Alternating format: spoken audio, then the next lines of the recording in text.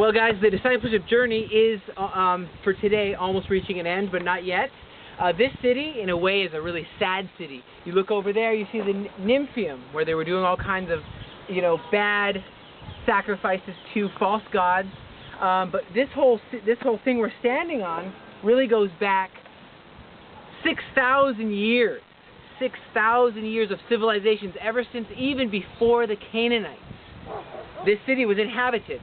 Okay, so then Canaanites lived here. They were killing children to Molech, and then along came later other people in the city, Beit Shean, right in Israel, and they were doing sacrifices. The Greeks and stuff were doing sacrifices to their gods here.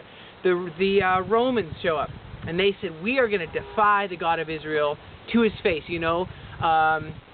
Just like the Philistines, who were also here at one point. Even the Egyptians were here. You remember the Egyptians? Way back in the day, the pharaohs ruled huge areas of land, including this city. But the interesting thing is, when Saul wasn't living before God, before David got the crown, before he became king, he was fighting. He said, bring the Ark of the Covenant up out of Shiloh. Bring it, and we're going to fight a huge battle. He brought it up, and they cheered, and they said it's going to be the best victory ever.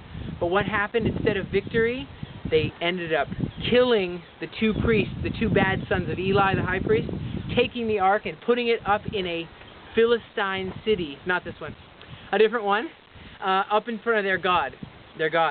But eventually, Saul lived his life. He didn't follow God, and he ended up trying to go his own way with his own strength, and he was a tall man of stature, and he thought his strength would win and end up beating the Philistines. One day, he was on the battlefield with his son, Jonathan, and his armor bearer over in Mount Gilboa, that over this way. And so what happened, the Philistines came upon him, and he ended up dying, thing is, he said, armor bearer, they're surrounding us.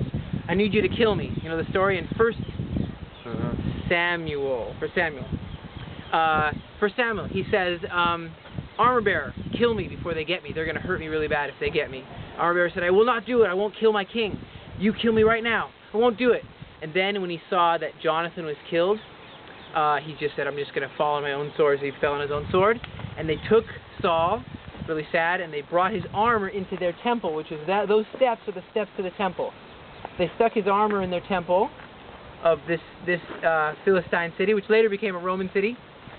And then they put his body hung his body on the walls of the city, which is the walls are over around there. And they were all happy that they had beaten the Israelites. But they didn't know that there are some Jewish people who want to follow the God of Israel, King David, who came right after Saul, right after this time, and from that moment on began to rule in Israel. After this harsh moment, we remember that God does still have a plan. We just know that evil is judged by God. But we know that this whole city, the good news about this city, they're having orgies down by that temple and all that bad stuff.